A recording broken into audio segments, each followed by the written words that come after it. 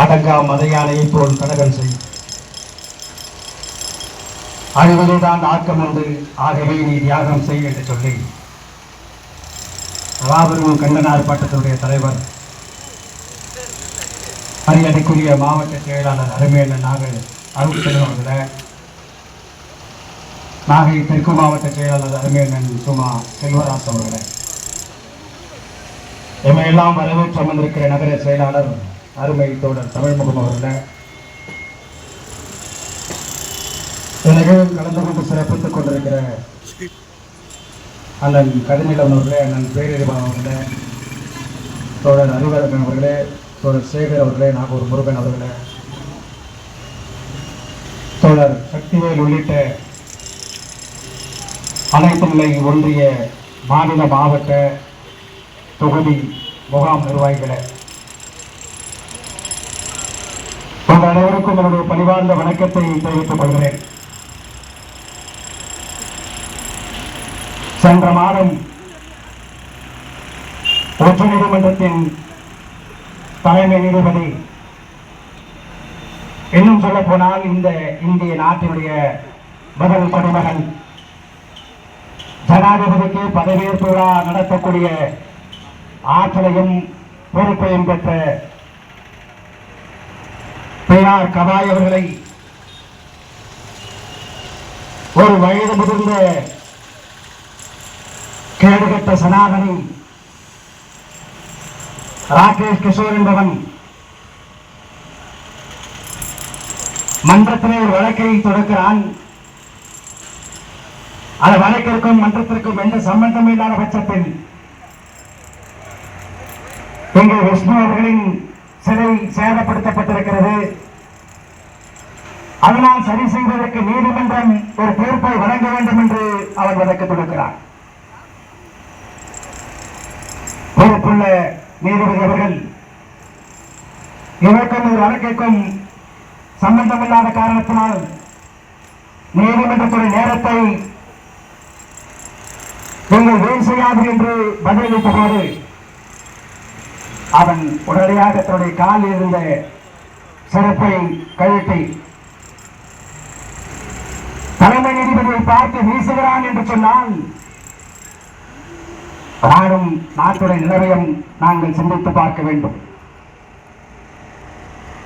உச்ச நீதிமன்ற தலைமை நீதிபதிக்கே இந்த கதி என்று சொன்னால் தாழ்த்தப்பட்ட ஒடுக்கப்பட்ட மக்கள், அதுவும் குறிப்பாக நாகை மாவட்ட செயலாளர் ஏன் வழக்கு தொடுக்க மாட்டார்? நாகை காவல்துறை மட்டுமல்ல, இந்த இந்திய நாட்டின் காவல்துறையை தாழ்த்தப்பட்ட மக்களை பார்த்தால் மட்டும்தான் அவனுடைய மீசைங்கிற மயிர் முறுக்கும். திமுக காரனுக்கும் அதிமுக காரனுக்கும் வளைந்து வளைந்து சல்யூட் அடித்து கோடி குறுகி போன காவல்துறை நம்மை பார்த்தால் தான் எழுந்து நிற்கும். எழுந்தால் நாம் இழிச்சவாய கூட்டமாக நினைக்கிறான். காலம் காலமாக வாக்களிக்க மட்டும் தெரிந்த நமக்கு வாக்களிப்பது மட்டும்தான் ஜனநாயக கடமை என்று நினைத்து வாக்களிக்கிற மக்களை அவன் இன்னும் கேவலமாக பார்க்கிறான் என்று சொன்னான். எழுச்சி தமிழ் காலத்துக்கு பிறகும் அவன் நம்மை மதிக்கவில்லை என்று சொன்னால் இதற்கு யார் காரணம்? தாழ்த்தப்பட்ட மக்கள் காரணமா? ஜனநாயக கடமை என்று வாக்களிக்கிற மக்களின் நிலைமை காரணமா? இப்படி பல கேள்விகள் நம்மிடத்தில் எழுந்து நிற்கிறது. தொடர்கிற விவசாயிகளுக்கு ஒரு பிரச்சனை என்றால் விடுதலை சிறுத்தைகள் நாம் இருக்கிறோம். தொழிலாளர்களுக்கு ஒரு பிரச்சனை என்றால் விடுதலை சிறுத்தைகள் நாம் இருக்கிறோம். பாதிக்கப்பட்ட மக்களுக்கு ஒரு பிரச்சனை என்றால் மக்கள் தலைவர் எழுச்சிதான் இருக்கிறார். ஆனால் நமக்கென்றால் யார் இருக்கிறார்கள்? பாலிமர் என்கிற பாலியல் தொலைக்காட்சி நம்மை சுத்தி சுத்தி செய்து போகிறான். வளைத்து வளைத்து பொய் செய்தியை பரப்புகிறான். ஒரு தேசிய தலைவர், ஒரு தேசிய மைய நீரோட்டமுடைய ஒரு மகத்தான தலைவர் நடுவத்திலிருந்து புறநோக்கி ராஜீவ்காந்தி என்கிற ஒரு வழக்கறிஞர் போர்வையில் அந்த கூட்டம் முடிவதற்கு முன்பாகவே நம்முடைய தோழருடைய இருசக்கர வாகனத்தை வாங்கிக் கொண்டு அவன் கிளம்புகிறான். அவன் சென்றிருந்தால் செல்வதான நோக்கமாக இருந்தால் அவன் எப்போதே சென்றிருக்கலாம். ஆனால் தலைவர் அவருடைய கார் எப்போது கிளம்பும் என்று அவன் காத்திருக்கிறான். ஆக திட்டமிட்ட செயல் என்பது பச்சை வழியாக தெரிகிறது. செய்தி நடந்த 20 நிமிடங்களில் பாலிமர் தொலைக்காட்சி என்கிற ஒரு பாலிய தொலைக்காட்சி செய்தியை அவதூறாக பரப்புகிறார்கள். ஆடு என்கிற அண்ணாமலை கதறுகிறான், நச்சராஜன் என்ற எச்சரிக்கை ராஜா பழைக்கிறான். ஆக இது யதார்த்தமாக நடந்த நிகழ்வல்ல, ஏற்கனவே திட்டமிட்டு நடந்த நிகழ்வு என்பதை இங்கு யாரும் மறுக்க முடியாது. கவாயர்கள் யார்? கவாயர்கள் யார்? இந்த கேள்விக்கு நீங்கள் முதலில் பதிலை தர வேண்டும். அவருடைய தந்தையார் யார்? பிஆர் கவாயுடைய தந்தையார் ஆர்எஸ் கவாய். அந்த ஆர்எஸ் கவாய் இந்த மாநிலத்தில், இந்த தேசத்தில், இந்த இந்திய தேசத்தில் 2 முறை கவர்னராக இருந்தவர். இன்னும் சொல்ல போனால் புரட்சியாளர் அம்பேத்கர் அவர்கள் 1956 பௌத்தம் போது அப்போது புரட்சியாளர் அம்பேத்கருக்கு ஒரு போர்படை தளபதியாக இருந்தவர் ஆர்எஸ் கவாய் அவர்கள்.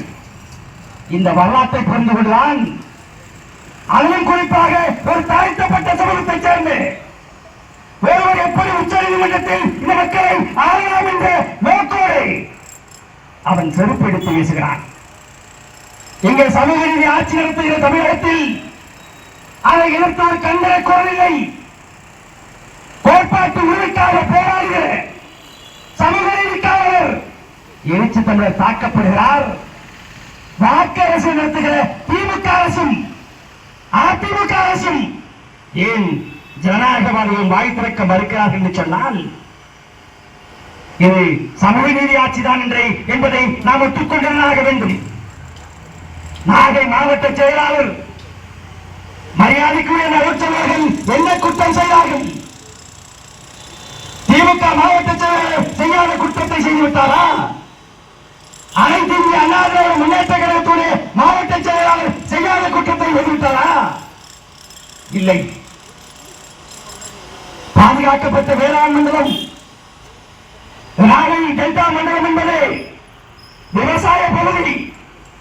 இந்த பகுதியில் மண்ணெடுக்கிற என்று சொல்லி மாஃபியா கும்பல் போல் திருடுகிறான், தூக்கி போய அவனை கேட்பதற்கு வக்கில்லாத காவல்துறை அதை எதிர்த்து கேட்டார் என்பதற்காக இத்தனை அடிக்கு மேல் இங்கே மண்ணெடுக்க கூடாது என்று ஒரு போராளியாக செயல்பட்ட மாவட்ட செயலாளர் நீ வழக்கு தொடுக்க என்று சொன்னால் உன் மீசை முறுக்கும் என்னிடத்து தான் காட்ட முடியும். நான் ஓங்கி அடிக்கிற காலம் வெகு தூரம் கிடையாது.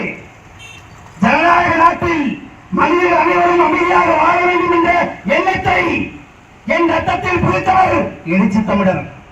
ஏண்டா என் எழுச்சி தமிழர் தலைவரையே தாக்க முயன்ற போது பிறகும் இந்த தமிழகம் அமைதியாக இருக்கு சொன்னால் விடுதலை சிறுத்தைகள் பக்குவப்பட்டிருக்கிறார்கள். சமூக நீதி அரசியலை, சமூக நீதி கோட்பாட்டை இந்த மண்ணிலே ஆழமாக விதைப்பதற்கு எழுச்சி தமிழை உழைப்பு தேவைப்படுகிறது. அவ்வளவு ஈஸியா மாவட்ட கேஸ் போட்ட ஏண்டா உன்னுடைய அதிகாரத்தை, உன் ஆட்சியை, உன் திமிரை, உன் மீசை முறுக்கை ஒரு சாதி இந்த மீது உன்னால் காட்ட முடியுமா? நீ வேறு சாதி இந்த மீது அனைத்து இந்திய அண்ணா திராவிட முன்னேற்ற கழகத்துடைய மாவட்ட செயலாளர் திருடன் ஒருவர் மீது நீ காட்டு. திருட்டு போய் தினம் திருடுகிறான், அவன் மீது நீ காட்டு. நீ ஆம்பளை ஒத்துக்க கமநாட்டி நாட்டு மக்களுக்காக உழைக்கிற எங்கள் மீது வழக்கு தொடுக்கிறாய். போராட்டம் பண்றீங்க என்னடா சிரமா?